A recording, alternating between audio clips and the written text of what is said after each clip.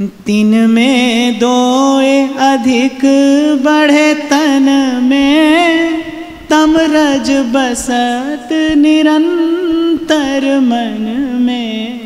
तीन में दो अधिक बढ़े तन में, रज तज बसत निरंतर मन में। तीन को और जतन नहीं कोई, श्री सुखदेव कयो है सोई। तीन को और जतन नहीं कोई, श्री सुखदेव कयो है सोई। कर विश्वास बचन सुनि मेरो, रोग रहे तो गुण ही तेरो। कर विश्वास वचन सुनि मेरो, रोग रहे तो गुण ही तेरो। तीन में दो ही अधिक बढ़े तन में, तेरे भीतर बाहर रजोगुण और तमोगुण बहुत बढ़ गया है। तब रज बसत निरंतर मन में। अब निरंतर जो मन है वो केवल विषय का ही चिंतन करता है, विषय का ही सेवन करता है। आप देखो स्वप्न में भी संसारी तो दिखाई पड़ता है। श्री डोंगरे जी महाराज तो कहते थे कि भजन के मार्ग पर आप ठीक दिशा में आगे बढ़ रहे हो, इसका एक लक्षण स्वप्न भी है। कैसे स्वप्न आते हैं आपको, अर्थात भजन आपकी सूक्ष्म चेतना तक पहुंचा है कि नहीं, भजन की भावना ने आपकी सूक्ष्म चेतना का स्पर्श अभी किया है कि नहीं, कि केवल कोरी हाथ से ही माला फिर रही है, मन का फेर नहीं फिरा। स्वप्न लक्षण है। महाराज श्री कहते थे कि स्वप्न में किसी ऋषि मुनि का आश्रम दिखाई पड़े, भगवान नाम कीर्तन की ध्वनि कान में आए, किसी मंदिर का दर्शन हो, तीर्थ का दर्शन हो, तो जानना कि आप सही दिशा में आगे बढ़ रहे हो। जो आपकी चेतना है अब वो विमल हो रही है, शुद्ध हो रही है। पर तम रज बड़ा होगा मन में तो स्वप्न भी संसार का आएगा। आपके चिंतन में सूक्ष्मतम धरातल तक रच बस जाएगा संसार। संसार के अलावा कोई चिंतन नहीं। आप देखोगे संसार में ऐसे ऐसे लोग, दो घड़ी वो कथा में नहीं बैठ सकते, दो घड़ी कथा में नहीं बैठ सकते, दो घड़ी भजन में नहीं बैठ सकते। कारण क्या है, तम रज बहुत बढ़ जाता है। जब सत्वगुण बहुत कम हो जाता है, मंद पड़ जाता है, तम रज बहुत बढ़ जाता है, तो मन में मल विक्षेप अत्यधिक बढ़ जाता है। आवृत हो जाती है आत्मा एक आवरण से, तमोगुण के उस आवरण से। तो फिर वेद कहता है भाई अब तुझे ऐसा रोग हुआ है कि इसकी एक ही औषधि है, तिनको और जतन नहीं कोई। और औषधि क्या है, श्री सुखदेव कयो है सोई। जो श्रीमद् भागवत है, अर्थात जो भागवत धर्म है, जो श्री कृष्ण के चरणों की विशुद्ध भक्ति है, वही अब एक औषधि है जिससे तेरा ये रोग दूर हो सकता है। हरि की भक्ति यही एकमात्र युक्ति है जिससे तेरा ये भव का रोग सदा सदा के लिए मिट सकता है और तू स्वस्थ हो सकता है। श्रीमद् वल्लभाचार्य महाप्रभु का वाक्य है, सदा सर्वकालेन भजनीयो ब्रजाधिपः, सुख चाहत हरिवंश हित, कृष्ण कल्पतरु सेव। श्रीमद् भागवत ने क्या कहा है, श्रीमद् भागवत का भक्ति सिद्धांत क्या है, अकामः सर्व कामो वा मोक्ष काम उदारधीः, तीव्रेण भक्ति योगेन यजेत पुरुषम परम। कोई निष्काम हो, सकाम हो या कोई मोक्ष कामी हो, पर तीव्रेण भक्ति योगेन यजेत पुरुषम परम, केवल केवल और केवल भगवान ही भजनीय हैं, भगवान ही भजनीय हैं। भजवे को दोई सुघर के हरि दास। और फिर वेद कहता है, कर विश्वास वचन सुनि मेरो, विश्वास करके मेरा वचन सुन मान, ऐसा करने पर भी तेरा रोग न जाए, रोग रहे तो गुण ही तेरो, तो फिर मैं तेरा अपराधी हूं, गुनहगार हूं। अर्थात मैं बड़े विश्वास से कहता हूं, यदि तूने ये पथ्य किया और ये हरि के नाम रूपी औषधि ली तो तेरा ये भव का रोग एक दिन सदा सदा के लिए मिट जाएगा। तब रोगी बोलो सुन भाई, तै तो मेरी वेदन पाई। तब रोगी बोलो सुन भाई, तै तो मेरी वेदन पाई। अब मैं शरण गही है तेरी, तो ही लाज सब बात की मेरी। अब मैं शरण गही है तेरी, तो ही लाज सब बात की मेरी। तुम अति गुणी दुनी सब जाने, कर उपाय जोई मन माने। तुम अति गुणी दुनी सब जाने, करी उपाय जोई मन माने। तब रोगी बोलो सुन भाई, तै तो मेरी वेदन पाई। अरे तूने तो मेरा रोग पकड़ लिया, अब मैं शरण गई है तेरी, तोहे लाज सब बात की मेरी। देखो कभी कभी डॉक्टर ऐसा होता है कि उसकी बात सुनने से आधा रोग दूर हो जाता है। कभी कभी डॉक्टर का एक व्यवहार होता है, उसका अपना एक आभा मंडल ऐसा होता है कि उसके पास बैठने से ही मन शांत हो जाता है, उसके पास बैठने से ही मन को विश्राम मिल जाता है। अच्छा, और देखो डॉक्टर पर केवल विश्वास नहीं करना पड़ता, डॉक्टर के प्रति पूर्ण समर्पित होना पड़ता है, तब रोक जाता है। उसकी बात को यथावत मान लेना पड़ता है। अब जब कोई वैद्य कहता है कि भाई 2 गोली सुबह लेना, 2 गोली शाम को लेना, तो आप पूछते नहीं कि ये सुबह क्यों लें, ये शाम को क्यों लें, शाम वाली सुबह ले लें, सुबह वाली शाम ले लें। ऐसा पूछना भी नहीं चाहिए। हमारे जैसा डॉक्टर हुआ तो भगा ही देगा। मान लेनी पड़ती है डॉक्टर की बात, जैसा वो कहे वैसा मानिए। ये खाना है तो खाना है, नहीं खाना है तो नहीं खाना है। तो यहां रोगी क्या है, कौन है, जीव है, और वैद्य कौन है, संत है। तो संत की बात को यथावत मान लेने से उपचार की दिशा में प्रथम पग बढ़ाया जाता है। तुम अति गुनी दुनी सब जाने, कर उपाय जोई मन माने। रोगी कहता है अब आप जैसा कहेंगे मैं वैसा करूंगा, जो औषधि आप देंगे वो समय पर ग्रहण करूंगा, जो पथ्य आप कहेंगे वो ही पाऊंगा, और कुपथ्य से दूर रहने का प्रयास करूंगा। पंडित सोच विचार के, करन लगो उपचार। पंडित सोच विचार के, करन लगो उपचार। जैसे बेगही जाए तर, भव दुस्तर संसार। जैसे वेगही जाए तर, भव दुस्तर संसार। तो वैद्य ने खूब सोचकर विचार के उपचार करना आरंभ किया, और कुछ ऐसा उपचार वैद्य करता है कि रोगी बस शीघ्र अतिशीघ्र इस दुस्तर भव सिंधु से पार हो जाए। अब औषधि बताता है वैद्य। जड़ वैराग वृक्ष की लावऊ, सोठ संतोष ही आन मिलावऊ। जड़ वैराग वृक्ष की लावऊ, सोठ संतोष ही आन मिलावऊ। तो वेद कहता है सबसे पहले तो वैराग वृक्ष की जड़ लेना, और उसमें संतोष का थोड़ा सा सौंठ मिलाना। सबसे पहले वैराग वृक्ष की जड़ लाना। बड़े ध्यान से समझने का शब्द है वैराग।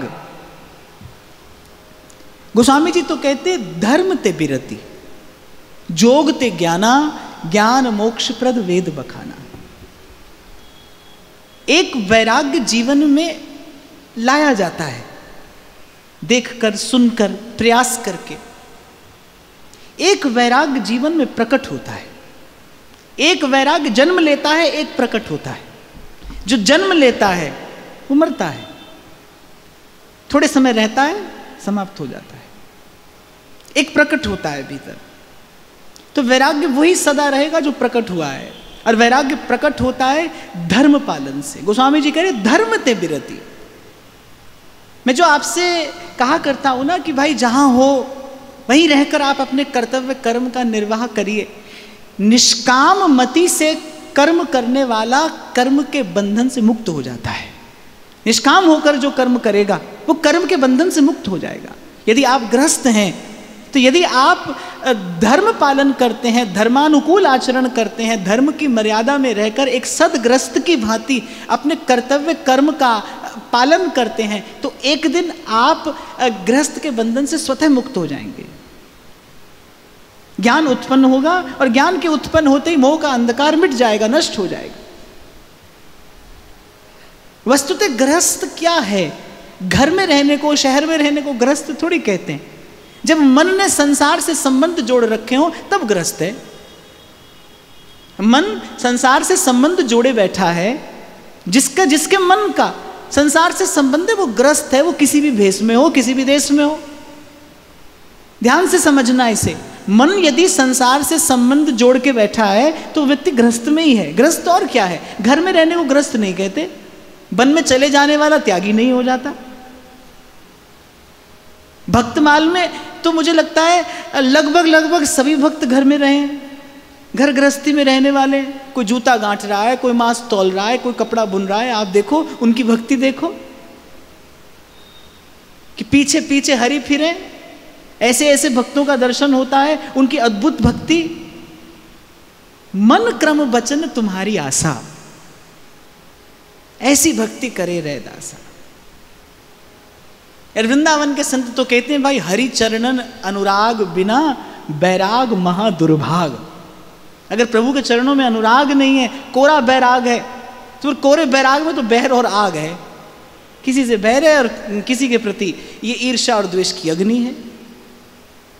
अच्छा, एक और बात मैं आपको कहूं, भक्त जो है वो निंदा नहीं करता माया की। आप कभी भी किसी भक्त संत की वाणी पढ़िए, वो माया की निंदा नहीं करता, वो संसार की निंदा नहीं करता। गोस्वामी जी तो कहते हैं सिय राम मैं सब जग जानी, करूं प्रणाम जोरि जुग पानी। प्रभु के चरणों में अनुराग हो तो स्वतः वैराग हो जाता है संसार से, वो भाव प्रकट होता है। आपके मेरे लिए ये आदेश है, ये संत की आज्ञा है, शास्त्र का आदेश है। धर्मानुकूल आचरण करने से संसार के और संसार के विषय के प्रति वैराग स्वतः उत्पन्न होता है। यदि आप गृहस्थ हैं तो अपने गृहस्थ धर्म का धर्मानुकूल पालन करिए। शास्त्र की मर्यादा में रहकर संयमित जीवन जीने का प्रयास करिए। अपने कर्तव्य कर्म का निर्वाह करते जाइए। प्रभु के नाते प्रत्येक कार्य को सेवा समझ के करते जाइए। आप देखेंगे एक दिन संसार नहीं, संसार की आसक्ति समाप्त हो जाएगी। संसार की आसक्ति समाप्त हो जाएगी। सहजो बाई कहती है, सहजो को सब समभया के गिरिवर के गृह, साधु मिला गुरु पाया, मिट गए सब संदेह, सहजो को सब समभया के गिरिवर के गृह। कल भी महाराज जी में वाणी पढ़ रहा था, स्वामी श्री शरणानंद जी महाराज की पुस्तक थी। उन्होंने अपने जीवन में सर्वाधिक बल इस शब्द पर दिया कि सेवा करिए, सेवा करिए। जो संकल्प उन्होंने संसार में प्रतिष्ठित किया उसका नाम ही है मानव सेवा संघ। सेवा करिए, जो भी आपके पास है उस साधन का सदुपयोग करिए, संसार से विरति हो जाएगी। और मुझे लगता है कलयुग का धर्म क्या है, जब मैं आपको कह रहा हूं धर्म ते विरति जोग ते ज्ञान, कलयुग का धर्म क्या है? जीवे दया नामे रुचि। ये कलयुग का धर्म है भाई। नाम जप ये साधन है, जीव पर दया ये कलयुग का धर्म है।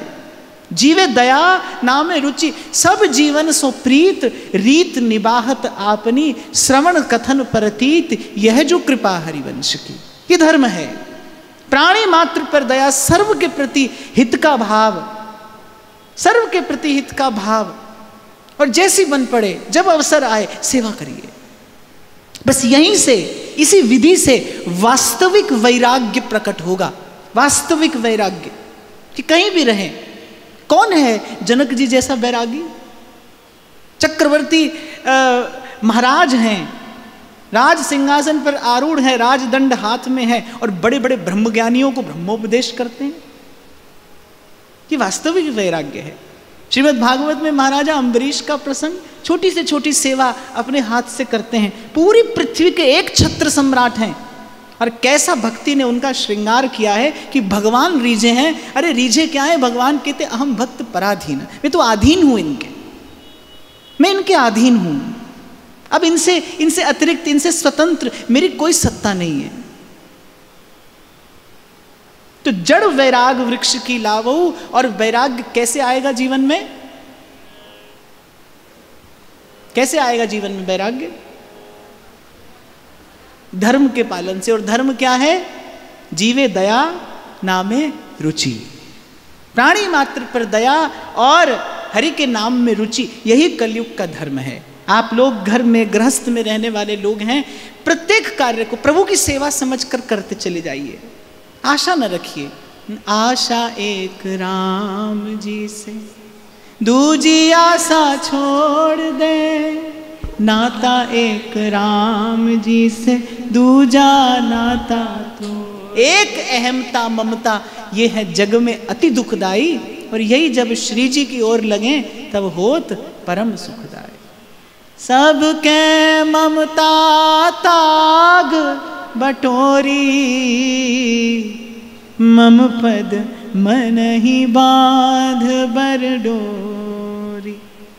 और चिढ़ते कुड़ते नहीं भाई, प्रसन्न मन से करिएगा।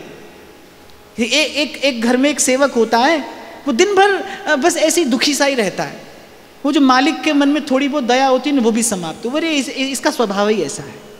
एक सेवक है जो बड़ा प्रसन्न होकर कार्य करता है। अब भाई देखो, प्रारब्ध है, शरीर का निभाना तो है, भोगना तो है, सुख भी आएगा दुख भी आएगा। थोड़ी देर सुख भोगेंगे और फिर बहुत देर तक दुख भुगतेंगे, ये तो भाई जीवन का सत्य है। तो हंसते हंसते ही करिए, हंसते हंसते ही करिए, प्रभु किसी दिन प्रसन्न हो जाएंगे। यही बात तुरंत कही कि जड़ वैराग वृक्ष की लावहु, और 60 संतोष ही आन में लावहु। जो भजन का आनंद है ना भाई, वो संतोष से आता है। पहले संसार के विधान में, पहले विधि के विधान में आप संतोष करिए। भगवान अपने मुख से एक बड़ी अद्भुत बात कहते हैं, कहूँ भगति पथ कवन प्रयासा, जोग न जप तप मख उपवासा। भक्ति का प्रयास क्या है? किस यतन से भक्ति की जाती है? योग न जप तप मख उपवासा। तो फिर क्या युक्ति है? यथा लाभ संतोष सदाई, सरल हृदय नहीं मन कुटिला। यथा लाभ संतोष सदाई। संतोष किसको होगा? जिसको अपने प्रभु पर विश्वास होगा कि हे प्रभु, आपने मुझे मेरी आवश्यकता और योग्यता से अधिक दिया है। जिसको ऐसा विश्वास होगा वही संतुष्ट हो पाएगा, वही संतुष्ट रह पाएगा। तो ये, और यही इस दुस्तर भव सिंधु से, इस भव रोग से मुक्ति पाने की औषधि है। पहले वैराग वृक्ष की जड़, और फिर 60 संतोष ही आन मिला वह। आगे कहते हैं, मिरचिति तीक्षण करुणा चीता, निस्पृह पीपर मिलवऊं मीता। मिरचिति तीक्षण करुणा चीता, निस्पृह पीपर मिलवहु मीता। कोमलता सब सौंज गिलोई, मधुबानी सो लेहु समोई।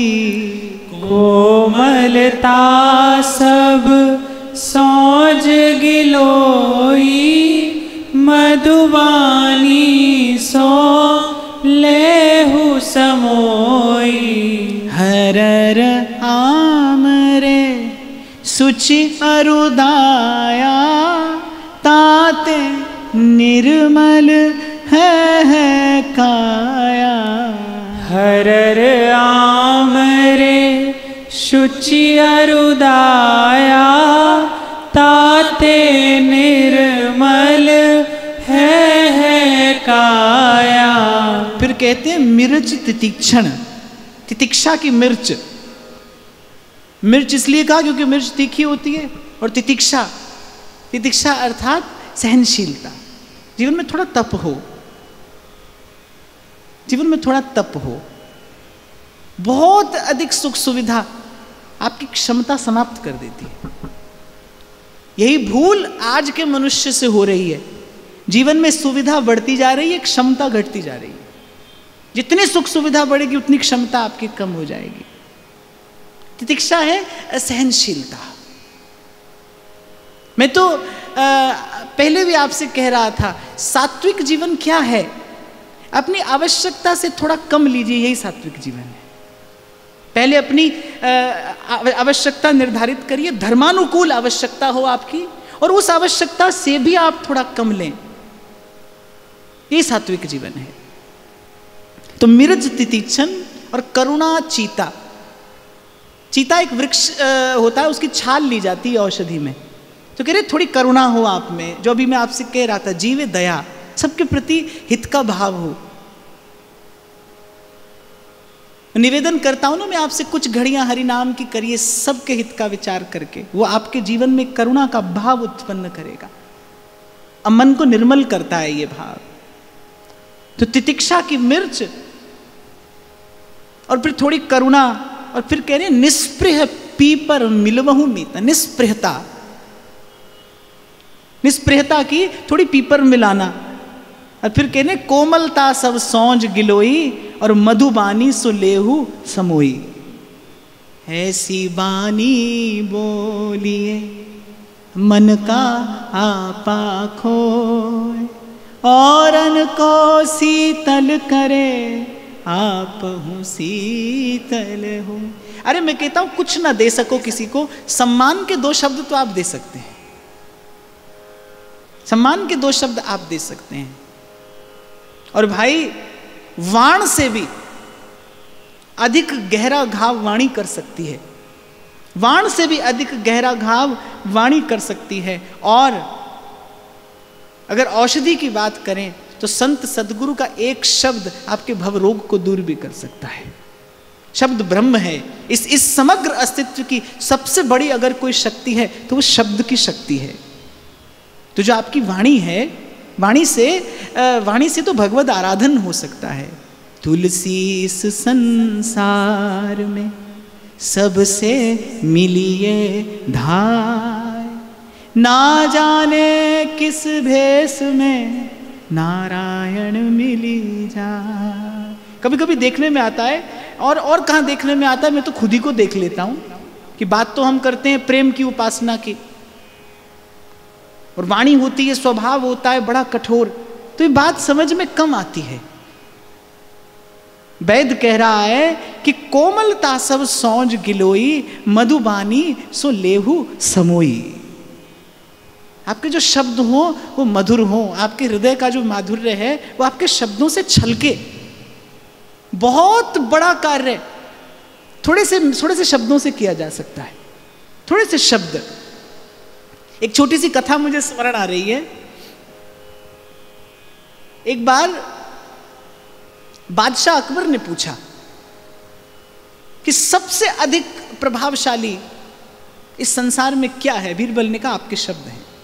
किसी के भी शब्द हैं, वो कुछ भी बदल सकते हैं, कुछ भी बदल सकते हैं। तन की गति बदल सकती है, मन की गति स्थिति बदल सकती है, शब्द के सदुपयोग या दुरुपयोग से।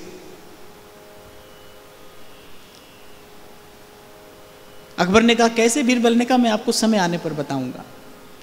तो एक बार बीरबल ने अकबर की बहन को अपने घर भोजन पर निमंत्रण दिया।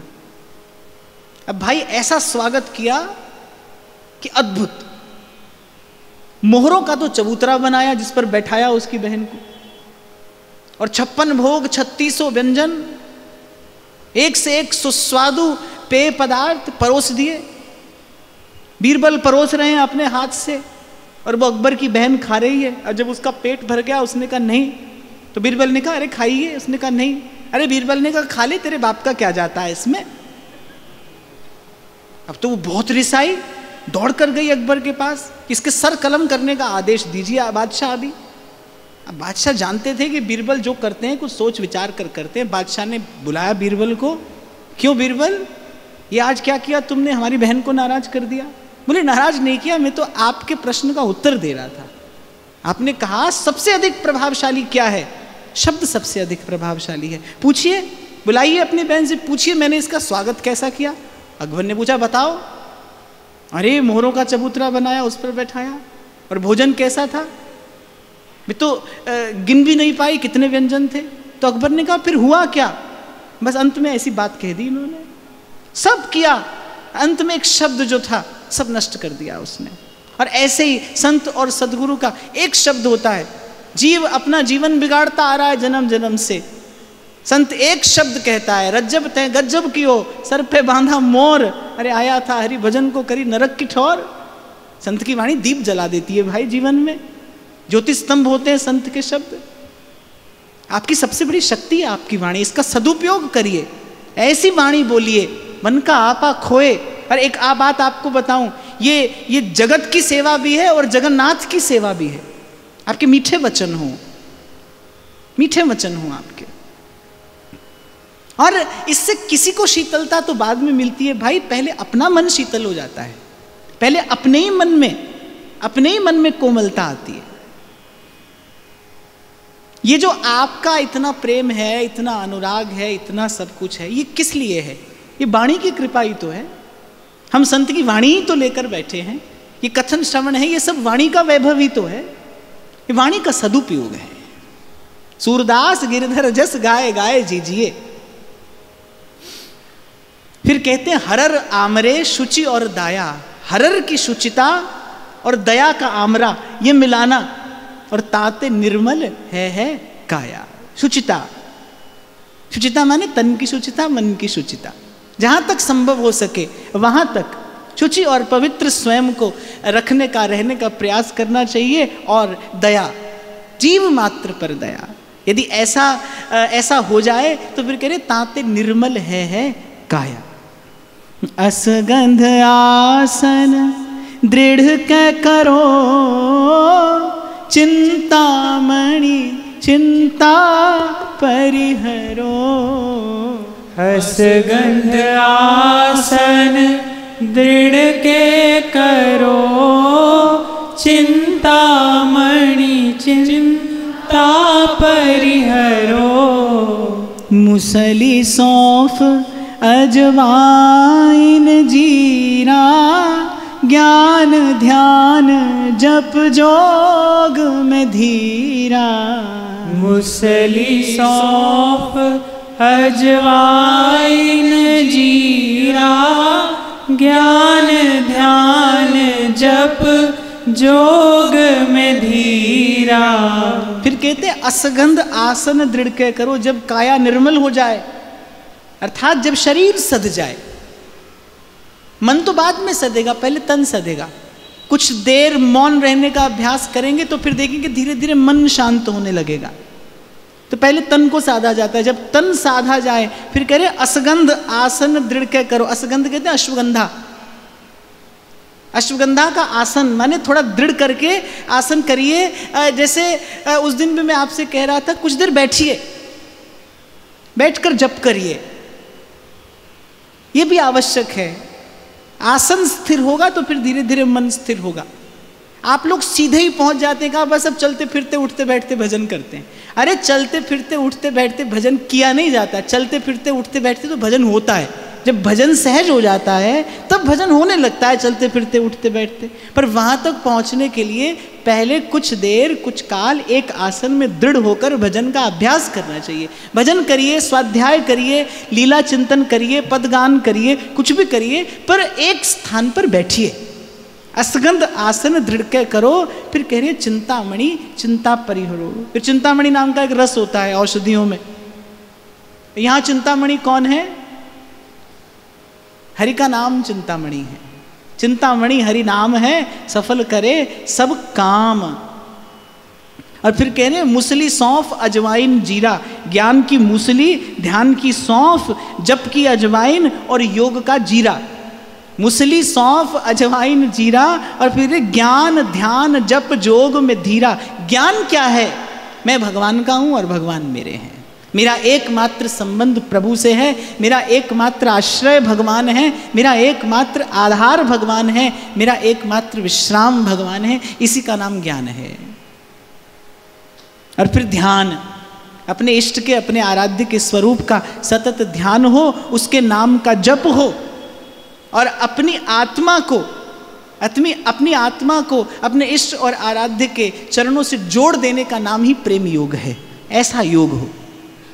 शांत मृगांग बिना सुख नाही, साच लौंग मिलवो तामाही। शांत मृगांग बिना सुख नाही, साच लौंग मिलवहु तामाही। भगवत धर्म धातु सब लीजै, नाम सुधा रस की पुट दीजै। भगवत धर्म धातु सब लीजै, नाम सुधा रस की पुट दीजै। शांत मृगांग बिना सुख नाही। मृगांग कहते कस्तूरी को, जो शांत भाव है। शांत अर्थात जब आपने प्रभु के विधान को संतोष पूर्वक स्वीकार कर लिया, मन शांत हो गया, चाह गई और चिंता मिटी और मनुआ बेपरवाह। कह रहे इसके बिना सुख नहीं है भाई। जब तक मन संकल्प की दौड़ा दौड़ में लगा रहेगा तब तक सुख नहीं है। एक संकल्प हो कि भाई अब कोई संकल्प नहीं करना है, अब मन के संकल्प के पीछे भागना नहीं है, मन के संकल्प के पीछे दौड़ना नहीं है। मन आपके पीछे चले, आप मन के पीछे नहीं। जब आप मन से कहें कि रेमन श्री हरिवंश भज, जो चाहत विश्राम, तो मन भजन करने लगे। मन आपके पीछे चले, आप मन के पीछे नहीं। तो ध्रुवदास जी कह रहे हैं भाई जब तक ये संकल्प विकल्प शांत ना हो तब तक सुख नहीं है। इसी शांति की कस्तूरी मिलाइए। जीवन में जो सुवास आती है, आपके आभा मंडल में जो प्रकाश छलकता है, वो इसी शांत भाव का ही है।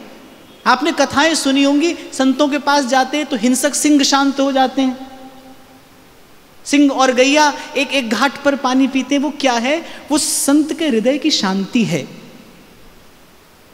जो जीव आभा मंडल में आता है उसका तमोगुण नष्ट हो जाता है, शांत हो जाता है। ये संत के आभा मंडल का प्रताप और प्रकाश है। और कह रही इसके बिना सुख नहीं है भाई। मन के संकल्प विकल्प शांत हो जाए। शांत मृगांग बिना सुख नाही। और फिर कहते साच लौंग मिलवहु तामाही। उसके बाद सच की थोड़ी लौंग मिलाना पड़ेगा उसमें। सच माने आचरण में सत्य हो। इस विषय पर तो बहुत बार विस्तार से चर्चा हुई। सत्य स्वरूप प्रभु का भजन करने वाला असत्य भाषण असत्य आचरण कैसे कर सकता है? महर्षि वेदव्यास जानते हैं कि मैं श्रीमद् भागवत के माध्यम से श्री कृष्ण की महिमा, श्री कृष्ण की भक्ति, ये भागवत धर्म प्रकट और प्रतिष्ठित करने जा रहा हूं। पर प्रथम श्लोक में क्या कहते हैं? सत्यम परम धीमहि, कि वो सत्य है। आपके जीवन में सत्य का आदर हो। सत्य की पूजा सत्य के धरातल पर खड़े होकर ही की जाती है भाई, की जा सकती है। सत्य का आराधन सत्य स्वरूप होकर ही किया जा सकता है। छोटी छोटी बात में झूठ बोलो, छोटी छोटी बात में झूठ कहो और हाथ में माला चलती हुई तो नाम अपराध है। ये तो नाम अपराध है। यदि भव सिंधु से पार जाना है तो ये औषधि चाहिए। और ध्रुवदास जी कहने सब करके फिर साच लौंग मिलवहु तामाही। आपके आचरण में सत्य हो भाई। साधक का जीवन जो हो वो ज्वलंत उदाहरण हो, प्रमाण हो, प्रतीक नहीं प्रमाण। भगवत धर्म का प्रमाण कौन है? धर्मी का जीवन ही धर्म का प्रमाण है। कृष्ण की भक्ति का प्रमाण कौन है? किसी पुस्तक पोथी से मन के संशय, मन के सारे प्रश्न शांत नहीं हो सकते, पर मीरा का जीवन सब प्रश्नों का उत्तर दे देता है। भक्त का जीवन प्रमाण होता है। फिर कहते हैं, भगवत धर्म धातु सब लीजै, नाम सुधारस की पुट दीजै। भगवत धर्म धातु सब लीजै, नाम सुधारस की पुट दीजै। ऐसे औषधियों में कुछ भस्म मिलाई जाती है ना, स्वर्ण भस्म, रजत भस्म, ऐसे कह रहे भगवत धर्म की धातु लीजिए, रसायन। भगवत धर्म क्या है? अभी मैंने आपसे कहा, अकामः सर्व कामो वा मोक्ष काम उदारधीः, तीव्रेण भक्ति योगेन यजेत पुरुषम परम। श्रवण, कीर्तन, स्मरण, अर्चन, वंदन, सख्य, समर्पण, आत्मनिवेदन, यही भागवत धर्म है। प्राणी मात्र पर दया और सतत हरि का स्मरण और सेवा, यही भागवत धर्म है। और फिर अंत में कह रहे, नाम सुधा रस की पुट दीजिए। ये मत भूल जाना, सब करते रहना, ये सब प्रयत्न, प्रयास, पुरुषार्थ करते रहना, पर हरि का नाम रटते रटते, हरि का नाम जपते जपते, नाम सुधा रस की पुट दीजिए। ये औषध सब आन मिलावो, ज्ञान ओखली माही कुटावो। ये औषधि सब आन मिलावो, ज्ञान ओखली माही कुटावो। हिय हाड़ी में आन चढ़ावो, चेतन वन्नी कर ओटावो। ये हांडी में आन चढ़ावो, चेतन वल्ली करि ओटावो। निर्मत्सर चपनी ढक लइये, श्रद्धा कर छी फेरत जइये। निर्मत्सर चपनी ढक लइये, श्रद्धा कर छी फेरत जइये। ये सब औषधि लीजिए और फिर कह रहे ज्ञान ओखली माही कुटावो। ज्ञान की ओखली में कूट दीजिए। ज्ञान की ओखली में कूट देने का अर्थ क्या है? कि ये जब साधन आप करें, आपका लक्ष्य निर्धारित हो कि ये सब कार्य मैं कर रहा हूं किस लिए, कि मुझे इस भव सिंधु से पार जाना है।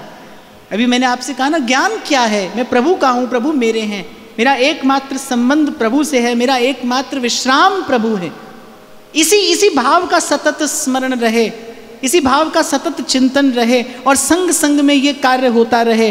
और फिर कहते हैं, ये हांडी में आन चढ़ावो, हृदय की हांडी में ये सब करके चेतन वन्नी कर औटावो, और चेतना की अग्नि जलाकर और उसको औटाते रहना अर्थात ऐसी भक्ति करे बहुकाल। आपकी जो चेतना है, आपकी जो जीवनी शक्ति है, आपके भीतर जो स्पंदन है, वो सतत पुरुषार्थरत रहे, ये सब साधन जुटाने में और तदनुकूल आचरण करने में। ज्ञान ओखली माही कुटावो, हिय हांडी में आन चढ़ावो, और चेतन वन्नी कर औटावो। औटाने का अर्थ होता है अग्नि पर चढ़ा दिया जाता है दूध को, फिर वो औंटता रहता है, प्रगाढ़ हो जाता है। ऐसे अपनी चेतना की अग्नि जलाकर और दीर्घ काल तक इस औषधि का सेवन करते रहिए। और अंत में एक बड़ी प्यारी बात कहते हैं, निर्मत्सर चपनी ढक लइए और श्रद्धा करछी फेरत जी। निर्मत्सा के ढक्कन से उस पात्र को ढक देना। जब औटाने के लिए रखो ये पात्र, तो निर्मत्सरता के ढक्कन से उस पात्र को ढक देना। निर्मत्सरता अर्थात मात्सर्य किसको कहते हैं? ईर्ष्या मात्सर्य है, किसी के सुख को देखकर दुखी हो जाना। और मात्सर्य से बचने की एक ही विधि है भाई, छोटे बने रहिए। आप छोटे बने रहिए। बड़ा झगड़ा होता है भाई इस पूछ के लिए, तो स्वामी श्री राजेश्वरानंद जी महाराज सुनाया करते थे, बोले रावण ने श्री हनुमान जी की पूंछ में ही आग क्यों लगाई? वैसे तो गोस्वामी जी ने लिखा है कपि के ममता पूंछ पर बोले कारण कोई और था। बोले सारा झगड़ा पूंछ का ही तो है, सारा झगड़ा पूंछ का है। आप कहते हमारी कोई पूंछ नहीं है, हमें कोई पूछता ही नहीं है, वो सारा झगड़ा जो है वो पूंछ का है। पर सारा संसार पूंछ के पीछे चल रहा है और पूंछ हनुमान जी के पीछे चल रही है।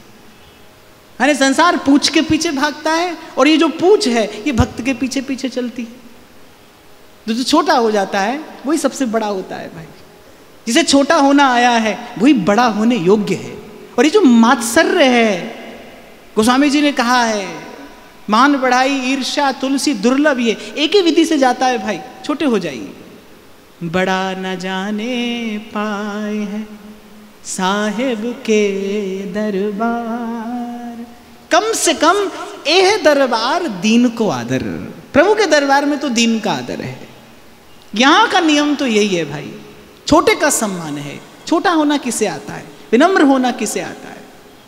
और कह रहे ये सब आप करें, ये बड़ा अद्भुत सूत्र दिया है अंत में। बोलिए सब आप करें, वैराग वृक्ष की जड़ ले आएं, संतोष का सौंठ मिला दें, और फिर वो तितिक्षा की मिर्ची और निस्पृहता की पीपर, और फिर हरर आमरे शुचि और दाया और मधुबानी की गिलोय, बोलिए सब औषधि जुटा दें और हिये की हांडी में धरकर चेतना की वन्नी में उसे औटाते हो। पर बोलिए सब करना, पर उसे विनम्रता के ढक्कन से ढक देना, उसे दैन्य के ढक्कन से ढक देना। ये सब साधन करते हुए कभी साधन का अभिमान ना आ जाए। जो कुछ किया सो आपने प्रभु आप ही करने जो, किसी से ईर्ष्या ना हो जाए। अरे साधक को साधक से ईर्ष्या हो जाती है, भजन करने वाला भजन करने वाले से ईर्ष्या कर बैठता है। और गुरुजनों से पूछो, उनको तो कितने बड़े बड़े द्वंद्व झेलने पड़ते हैं इसके लिए। एक चेला सेवा करता है, कल दूसरा आ गया। अब गुरुजी को तो दोनों प्रिय हैं। गुरुजी रामायण सुनाते हैं, चेला महाभारत करते हैं। हाँ, ऐसा ही होता है भाई। और क्या है ये मानव मन है, और ये मानव मन की दुर्बलता है। इसको दूर किया जाए कैसे? छोटे बने रहिए। एक विचार मन में रखिए कि प्रभु को छोटा प्रिय है। डोंगरे जी महाराज सुनाया करते थे, मैया कलेव बांध कर देती है जब लाला गोचारण के लिए जाते हैं। तो सब सखाओं के संग जब कन्हैया भोजन करने के लिए बैठते हैं, तो जो छोटे छोटे सखा हैं वो तो कन्हैया के निकट बैठते हैं, और जो बड़े बड़े हैं माने जो ऊंचे हैं वो थोड़ा दूर दूर बैठते हैं, ताकि सबको श्री कृष्ण का दर्शन होता रहे। और डोंगरे जी महाराज कहते हैं भाई सिद्धांत ये, जो जितना छोटा होगा कन्हैया के उतना निकट बैठेगा, जो जितना छोटा होगा वो प्रभु के उतना निकट रहेगा। तो निर्मत सर चपनी ढक लइए, और फिर कह रहे हैं श्रद्धा करछी फिरत जाइए। तो श्रद्धा युक्त चित्त से कि ये गुरु का वाक्य है, ये मेरे गुरु की दी औषधि है, इससे मेरा कल्याण, मेरे रोग का निदान अवश्य होगा। गुरुजनों के चरणों में श्रद्धा रखकर इस औषधि का सेवन करते रहिए। और हस्त क्रिया जब ही बन आवे, जो कबहू सत्संगति पावे। हस्त क्रिया जब ही बन आवे, जो कबहू सत संगति पावे। और ये सब कार्य सफल होगा कैसे? सत्संगति से। ये सब कार्य सफल हो जाएगा जो संग संग में सत्संग बना रहा है। ये जितना साधन बताया है ये वही कर पाएगा जिसके जीवन में सतत सत्संग रहेगा। नहीं तो मन बनाकर कोई मार्ग और निकल जाएगा, आपको खबर भी नहीं पड़ेगी। और अंत में कहते हैं, पुनिले प्रेम चषक में करे, भूमि गरीबी मेले धरे। पुनिले प्रेम चषक में करे, भूमि गरीबी मेले धरे। और ये औषधि रखेगा कहाँ? प्रेम के पात्र में रखेगा। इस औषधि को रखने योग्य पात्र क्या है? प्रेम। सब जीवन सुप्रीत। एक बात मैं आपको और बताऊं भाई, प्रभु से प्रेम करने वाला अगर किसी से घृणा कर रहा है तो अर्थात वो भ्रम में है। प्रेम करने वाला हृदय किसी से घृणा नहीं कर सकता। वो एक संसार से नियत दूरी बनाकर रखेगा, लेकिन घृणा का, अहित का कोई मैला कुचैला भाव उसके मन में नहीं आएगा। जब जब प्रेम स्पर्श करता है तो तन मन प्राण सब प्रेममय होता है। और प्रेम युक्त हृदय से कोई भी अनुचित अवांछित भाव कैसे प्रकट हो सकता है? तो कहा कि इतना पुरुषार्थ करे तो ये औषधि जब तैयार हो जाए तो इस औषधि को संभाल कर किस पात्र में रखे? औषधि रखी जाती है ना, कहीं थोड़ी थोड़ी औषधि रोज ली जाती है, तो इस औषधि को रखेगा किस पात्र में? पुनिले प्रेम चषक में करे। प्रेम के पात्र में इसको डालकर, और ऐसे ही कहीं न रख दे। भूमि गरीबी में ले धरे। गरीबी अर्थात विनम्रता, दैन्य, कि मैं जो कर रहा हूं, जो शुभ हो रहा है, जो मंगल हो रहा है, हे प्रभु वो आपकी कृपा से हो रहा है, आपके संतों की कृपा से हो रहा है, गुरु की कृपा से हो रहा है। गुरु प्रसाद। मस्तक जो है वो सदा गुरु चरणों में नत रहे, झुका रहे। और प्रात कृपा बल जल सौंपी में रोग जाए और जुग जुग जीवे। प्रात कृपा बल जल सौंपीवे रोग जाए अरु जुग जुग जीवे। अब औषधि लेनी कैसे है? कृपा बल के जल से औषधि लेनी है। नित्य इस औषधि का सेवन करना है और भूलना नहीं है कि हे प्रभु यदि मैं ये कर पा रहा हूं तो ये आपकी कृपा है। आपने मुझे चुना है, आपने मुझे ये ज्ञान का प्रकाश दिया है, आपने मुझे अपने प्यारे संतों के चरणों में ले जाकर बैठाया है। संत सदगुरु की कृपा का बल लेकर और उस कृपा बल के जल के साथ इस औषधि का नित्य सेवन करना है। यदि ऐसा करे तो प्रात कृपा बल जल सो पीवे रोग जाए और जुग जुग जीवे। जुग जुग जीवे कहने का तात्पर्य ये है, इस औषधि का सेवन करने वाला सदा सदा मृत्यु के पार हो जाता है। माया और काल के प्रपंच से सर्वथा विनिर्मुक्त हो जाता है। रोग जाए और जुग जुग जीवे। और मैं तो आपको ये कहूँगा भाई, ये सब औषधि आपको ना मिले तो इसमें से जो मिले वही ग्रहण करना। ये ध्रुवदास जी ने जितनी औषधियाँ बताई हैं ये सब ना कर पाओ, जो कर पाओ वो करना। देर से सही कुछ परिणाम तो आएगा।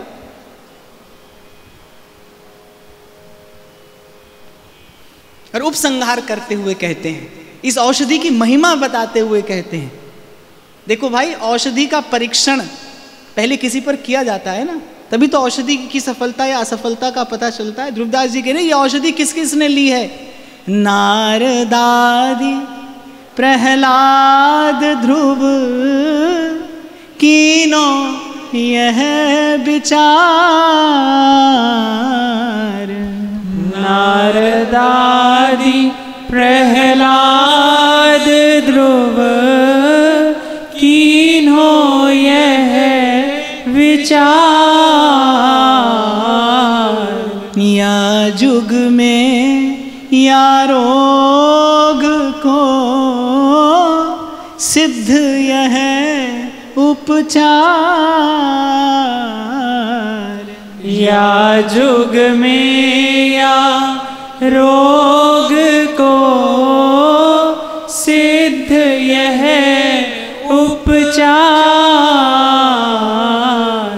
अब तरी हैं केतेक तरे यह औषधि खाए।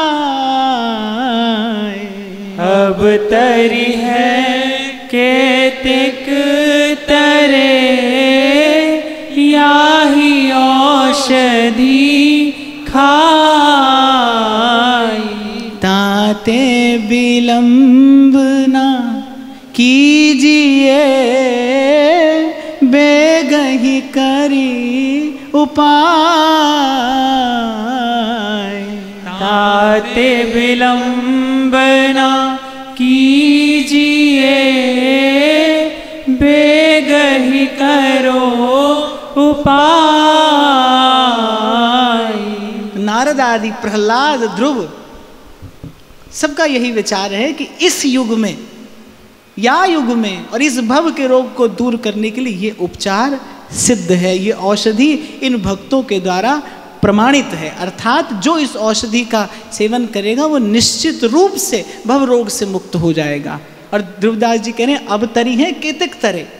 कितने तर गए और कितने तर रहे हैं? लखा तर गए, लखा ने तर जाना, जिन्ना ने तेरा नाम जपया। लखा तर गए, लखा ने तर जाना, जिन्ना ने तेरा नाम जपया। अब तरी हैं केतक तरे, यही औषधि खाए।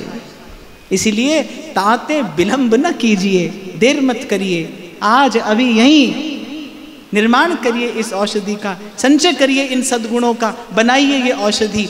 और प्रात कृपावल जल सो पीवे, रोग जाए और जुग जुग जीवे। और अंत में कहते हैं मन के समझन को कयो, अद्भुत वैदक ज्ञान। मन के समझन को कयो, अद्भुत वैदक ज्ञान। जन मन के सब रोग ध्रुव, सुनत ही करें पयान।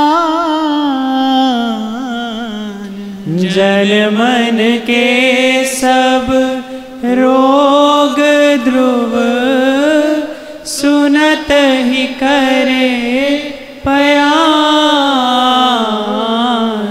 मन को प्रबोध देने के लिए ये अद्भुत वैदिक ज्ञान मैंने कहा, ऐसा ध्रुवदास जी कह रहे हैं। तन मन के सब रोग इसका श्रवण करने से ही दूर होने लगते हैं, ऐसा श्री ध्रुवदास जी का आशीर्वाद है। तो ये अद्भुत चर्चा श्री जी के चरणों में निवेदन करते हुए और इतना अनुरोध मैं आपसे कहूँगा कि भाई श्री जी ने ये कृपा प्रसादी आपको प्रदान की है, इसीलिए अंत में मैंने कहा सब न कर सको, जो कर सको वो करने का ईमानदारी से प्रयास करना, रोग अवश्य दूर होगा।